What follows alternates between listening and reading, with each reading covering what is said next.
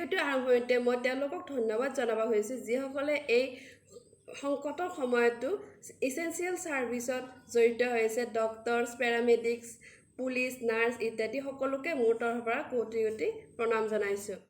আৰু অনুগ্ৰহ কৰি কৈছোঁ WHO ৰিকমেণ্ডেড কৰা গাইডলাইন সকলোৱে যাতে মানি চলে সোশ্যাল ডিস্টেন্স যাতে সকলোৱে মানি চলে তাকে কামনা কৰিছোঁ হেল্ল' গাইজ মই ৰিম্পি আপোনাৰ সকলোকে মোৰ ইউটিউব চেনেলটোলৈকে স্বাগতম জনাইছোঁ আজি এই ভিডিঅ'টোত মই ক'বলৈ বিচাৰিছোঁ তৰবুজৰ বিষয়ে আপোনালোকেতো মিঠা ফল ৰূপে তৰবুজ খায় কিন্তু তৰবুজৰ পৰা হ'ব পৰা আমাৰ উপকাৰিতাৰ বিষয়ে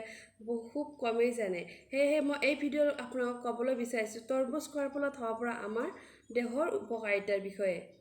গৰম দিনত তৰবুজ খোৱাৰ মজাই বেলেগ আমি সকলোৱে গৰম দিনত মিঠা ফল হিচাপে আৰু আমাৰ দেহটো ঠাণ্ডা পৰিবৰ কাৰণে তৰবুজ খাওঁ তৰবুজত লাইকোপিন পোৱা যায় সেয়েহে তৰবুজ খোৱাৰ ফলত আমাৰ দেহৰ ছালৰ উজ্জ্বলতা বাঢ়ে যদি আমি সেই তৰবুজ পিচি আমি সেই পিচা তৰবুজখিনি আমি মুখত সানি দিওঁ অলপ সময়ৰ পিছতে আমাৰ মুখৰ উজ্জ্বলতাও বাঢ়িব ধৰে কিয়নো ইয়াত লাইকোপিন থাকে আৰু লাইকোপিনে আমাৰ ছালৰ উজ্জ্বলতা বঢ়াত সহায় কৰে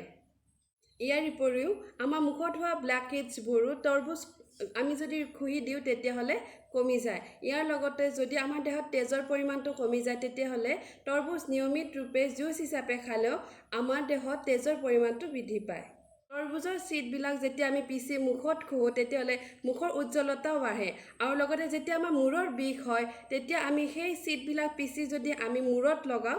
মাথাত লগাওঁ তেতিয়াহ'লে অতি সোনকালে আমাৰ মূৰৰ বিষটো কমি যায় তৰবুজ খোৱাৰ ফলত আমাৰ খঙো কমি থাকে কাৰণ এই তৰবুজটো খোৱাত খুব ঠাণ্ডা আৰু যদি আমি তৰবুজ নিয়মিত ৰূপে খাই থাকোঁ আমাৰ খঙো কমি যায় আৰু ইয়াৰ ফলত আমাৰ দেহটো ঠিকে থাকে ইয়াত ভিটামিন প্ৰচুৰ পৰিমাণে পোৱা যায় ফলত আমাৰ দেহৰ ইমিউন সিস্টেমো বাঢ়ি যায় আৰু লগতে আমাৰ চকুৰ দৃষ্টিশক্তিও বাঢ়ে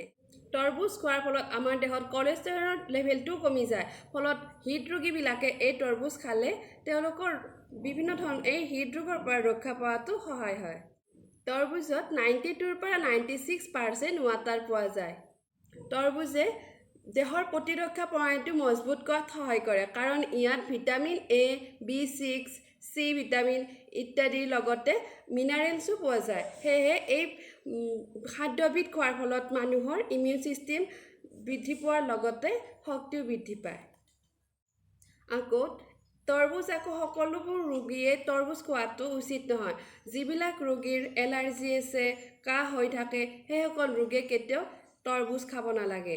যিবিলাক ৰোগী এষ্টেমা আৰু হাঁচিৰ প্ৰব্লেম আছে হাঁচিয়াই থাকে সেইসকল ৰোগীয়েও কিন্তু তৰবুজ খোৱাটো উচিত নহয় চিট্ৰুলাছ লানাটাছ হৈছে তৰবুজৰ সাইন্টিফিক নেম আৰু এই তৰবুজবোৰ সচৰাচৰ হোৱা দেখা যায় নদী কাষৰীয়া অঞ্চলত